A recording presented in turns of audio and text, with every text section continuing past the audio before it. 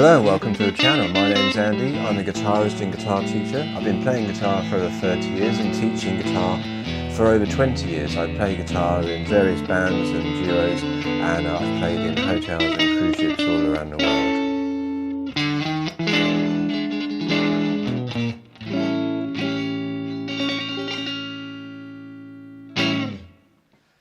So in today's lesson I just want to explain a very simple 12-bar blues. And the blues can take on all forms, and by form we mean how many bars long the song is, and by bar we mean how many beats in the bar. So in most rock and pop music we have 4 beats in the bar. So we'd count this kind of timing and we'd have 1, 2, 3, 4, 1, 2, 3, 4. So each lot of 4 is 1 bar.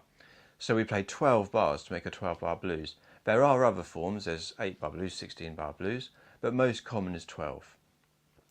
So we're going to do in the key of A, which is a nice easy key because, like learning your open chords, lots of open strings involved.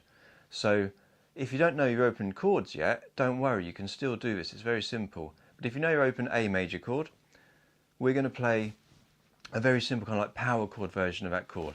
So that's A major, we're going to play this power chord. But we don't want to just play a power chord, it's very boring, it's more of a rock sound. If you see this written down, A power chord is written as A5, and if you ever see a blues written down, you often see different numbers. It might be A6, A7, A9, and all the different numbers are referring to different types of chords. But this kind of simple rhythm is going between an A power chord and an A6 chord, but it's a very simple version, just 2 notes needed on each chord.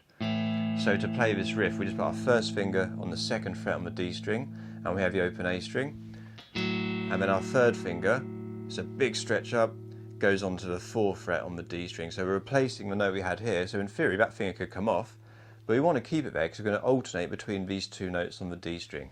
And we want to do something like this. We do 2 strums with our finger at the 2nd fret, 2 strums with our finger at the 4th fret, and we just alternate between those 2. Each strum is half a beat, so we'd count like 1 and 2 and 3 and 4 and... So there's our 4 beats in bar. So 1, 2, 3, 4. So every time we're on an odd number beat, we're on our first finger here, and an even number beat, we're on this finger here. So 2 strums on each, 1 and 2 and 3 and 4 and...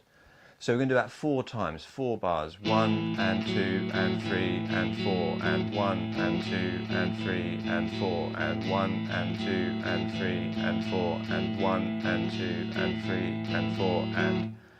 That's our first 4 bars of the song. And then we change into the D chord, so it goes to a D here. First finger, all we do is move up 1 string, so the first finger goes onto the G string, so we have the open D string, says our name of our chord, first finger G string, and we play exactly the same riff. 1 and 2 and 3 and 4 and 1 and 2 and 3 and 4 and... So we're just doing the same again, 2 strums on each, and it's 2 bars this time. So 1 and 2 and 3 and 4 and 1 and 2 and 3 and 4 and then we go back to our A chord. 2 bars of A.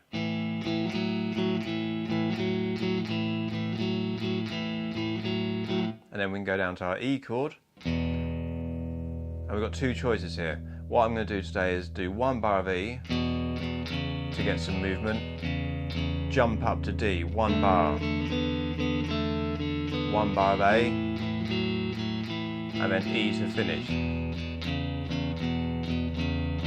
So the form is 4 bars of A, 2 bars of D, so it's 4 bars of A, 2 bars of D, 2 bars back on A, and then we have 1 bar of each, E to D to A and finishing on E.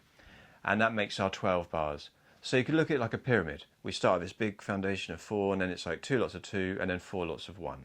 Kind of simple. Top tip for you if you're struggling to count when you've got this long expanse of 4 bars at a time and it's a very repetitive rhythm, count the bar you're in at the beginning of each bar. So you'd go like this: 1 and 2 and 3 and 4 and 2 and 2 and 3 and 4 and 3 and 2 and 3 and 4 and 4 and 2, and then you know it's time to change. 2 bars of D, bars of A, 2 bars of E,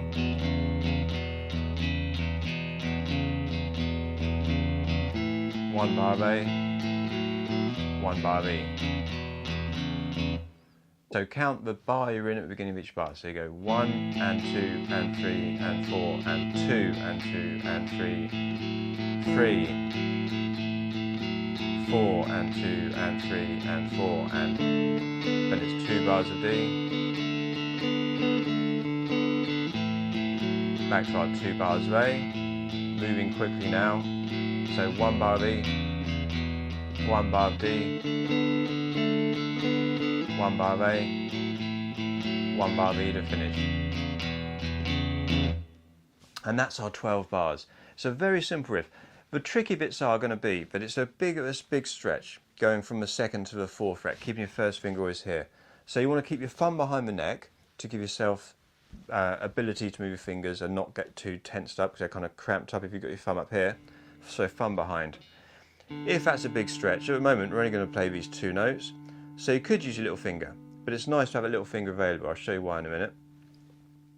You can, as you play this note, bring this finger a little bit up, but make sure you go back if you do that. So it's a good idea not to. Try and get the stretch in if possible. If it's a really big stretch, just come up a little bit, this finger up a little bit.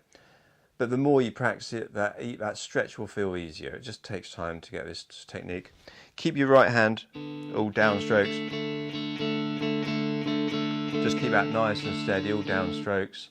Make sure you count your time. Tap your foot to keep the rhythm. And make sure you don't hit anything other than the 2 strings we want on each chord. So on the A type of chords, it's just the A and the D string. The D chords, it's just the D and the G string.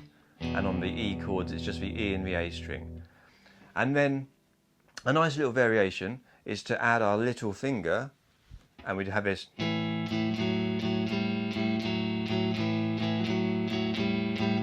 So now we're counting out 1 and 2 and 3 and 4 and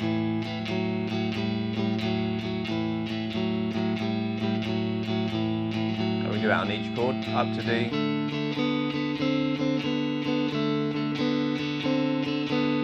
back to A, down to E, D, A, E. And that's a really good riff because it gets your fingers, all your fingers working. You're not just reliant on 2 fingers or just this 1 finger moving. You're just going between a couple more fingers. And it's good practice to get this little finger doing something. It's tempting not to use it because it feels weaker than the others and you kind of feel like it's awkward and doesn't want to do stuff. So it's a good riff to practice getting that moving. So practice both riffs. You can mix and match them. You can start with and then do something like that, make it up. The blues is all about expression and expressing yourself, improvising, having fun. And then ultimately you can add some little lead guitar breaks once you get comfortable, you learn a little bit more. But you have to build these things up.